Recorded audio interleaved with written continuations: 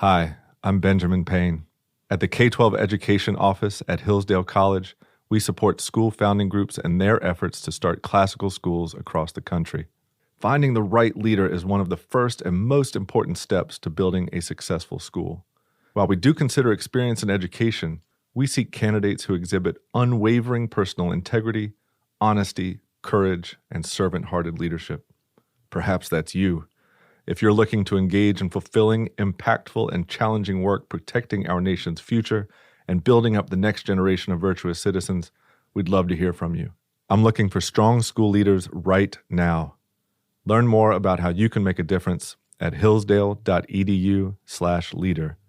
hillsdale.edu/LEADER. That's hillsdale.edu/leader.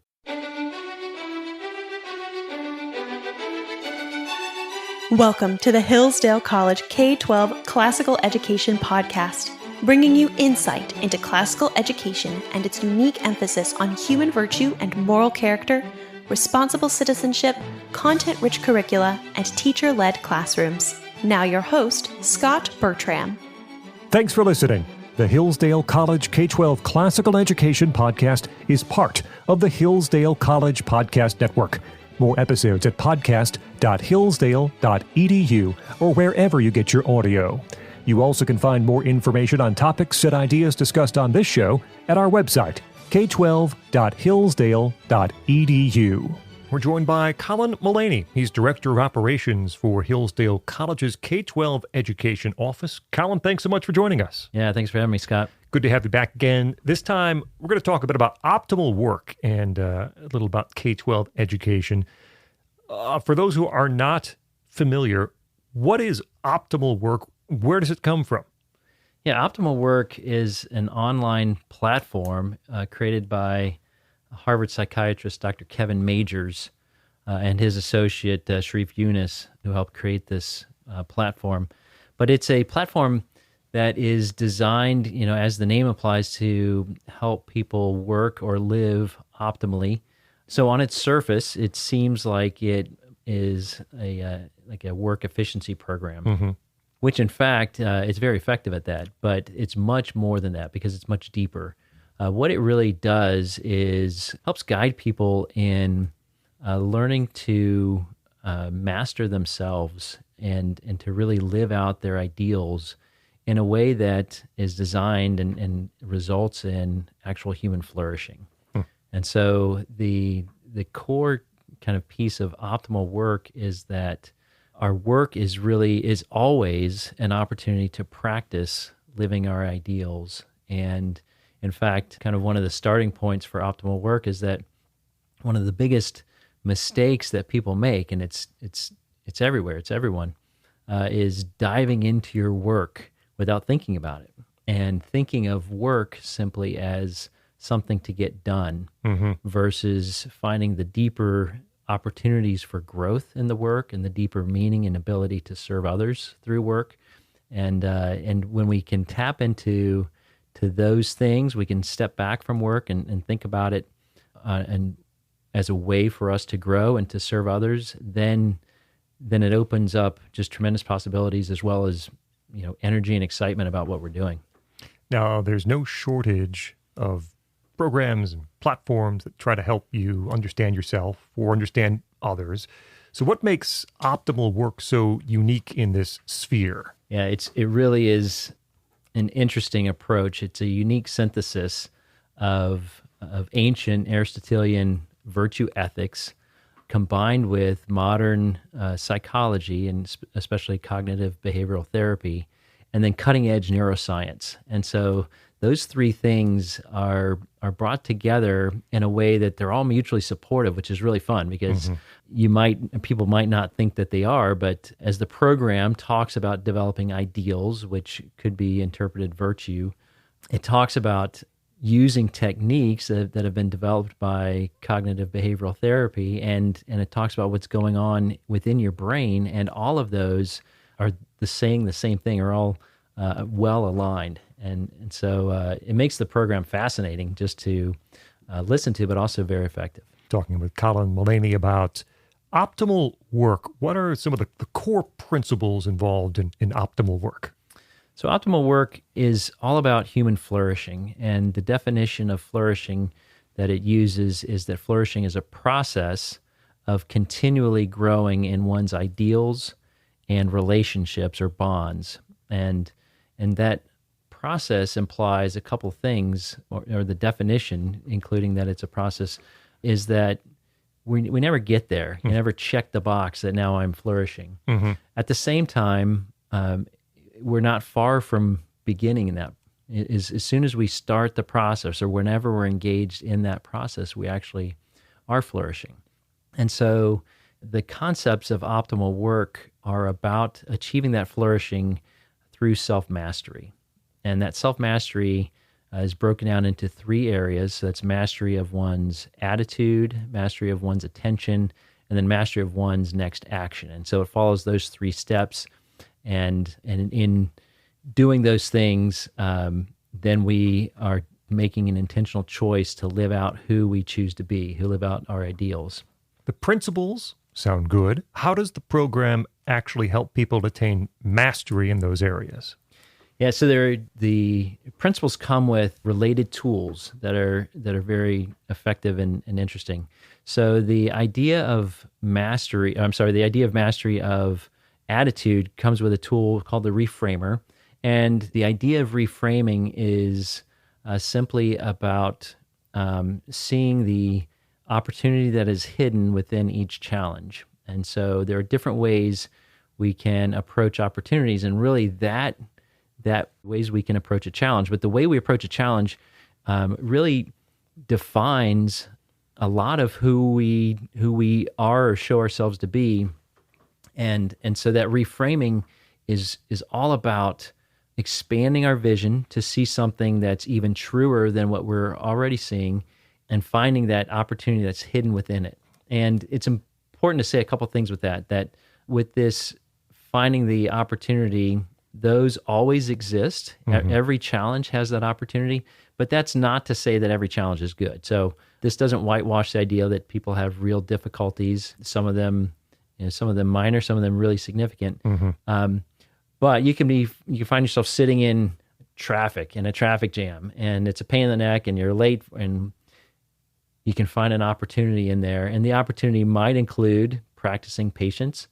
Depending on your circumstance, there are a variety of different potential opportunities there. But if we focus on what the negative aspect of that challenge is, we don't take that opportunity to grow. But if we find that opportunity through reframing, then we can actually grow. And then the others have similar ways to grow. So as we are mastering our attention, then there are tools and techniques for mindfulness, and those in fact can lead to flow. So this total focus on the task at hand that in fact equates to happiness in some psychological studies. So it's by learning to break down a task and to pay specific attention to one thing at a time, we can really achieve a sense of happiness and engagement that is really fulfilling. This idea of challenge seems like an important one inside of optimal work. What more do we want to say about that?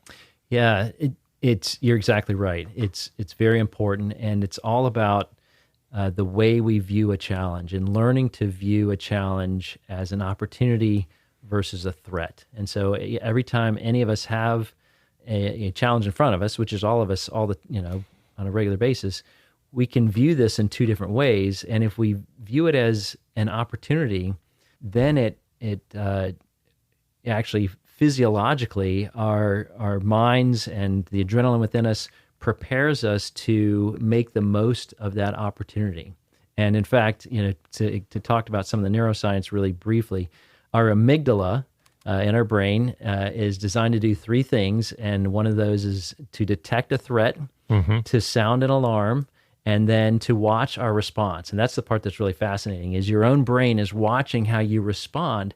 And so when you see something that is perhaps your amygdala says it's a threat, if you avoid that thing, your amygdala says, oh, I realize that is a threat, and I'll sound the alarm even louder next time.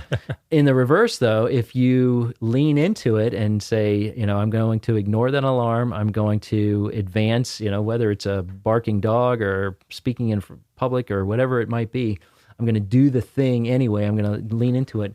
You're teaching your amygdala to reduce that alarm sounding. And so you actually can train yourself to train yourself that, hey, that's not actually a threat. As we talk about optimal work, it's a K-12 podcast. So let's zoom out a bit from optimal work and get a little bigger. Are there ways that you think that the principles of optimal work in the program can be applied at the K-12 level? There are challenges and opportunities all over the place there to help students flourish. Absolutely. I think one of the main ways, and of course students come in many different ages, and so at the younger grades, I think there's a real opportunity for teachers and parents to learn these principles of optimal work, to learn the language of that, to really learn the underlying principles, and then to play those out in real time with their kids. Mm-hmm. And so as their children are facing challenges, helping them understand this opportunity to reframe. As children, and I've worked with my own son on some of the mindfulness things, as children are distracted, or helping them find ways to practice focusing. As kids, get into junior high, high school, I think they're at an age where they can be taught these directly from this program or something, mm-hmm. That translates it like it, so that they can use the actual tools that are created. One of the central tools that I haven't spoken about so far is called the golden hour. And the golden hour is a way that the 3 areas of mastery are brought together. It starts by a quick reframing, and then focusing, and then jumping into the work that you've outlined step by step. And this is so applicable for all of us, but you think of kids doing their homework, mm-hmm. and taking a second or a minute even to set their focus, to set their attitude, to identify what they're doing and get to work. It can make a real difference. There's a note on some of the material that says, helping students bring their highest ideals into each day.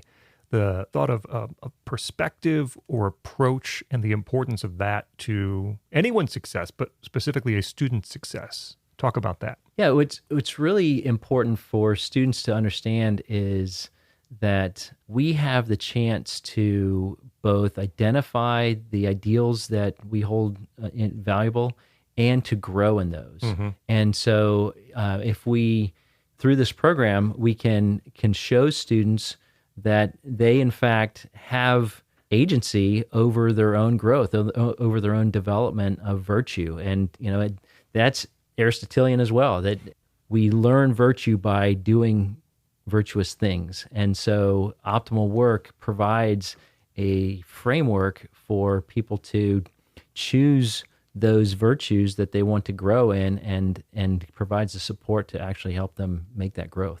Are there some ways optimal work also can help to interpersonal skills inside the classroom, and perhaps that classroom environment that a teacher wants to set? I think it can. Optimal work rates bonds or relationships as the highest thing above ideals. And so this idea of doing our work in service to others and as part of, and growing as part of a relationship and a community, I think is central to optimal work, and can really translate well into the classroom, and can translate well into the language that a teacher uses in just communicating with the classroom about what's proper behavior and proper interaction.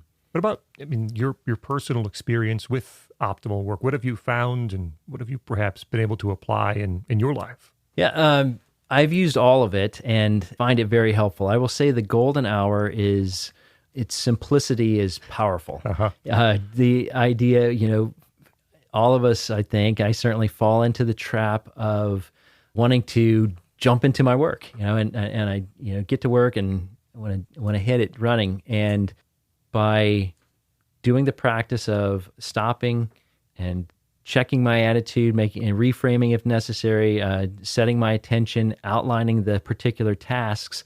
Those small activities, include the way the golden hour is designed.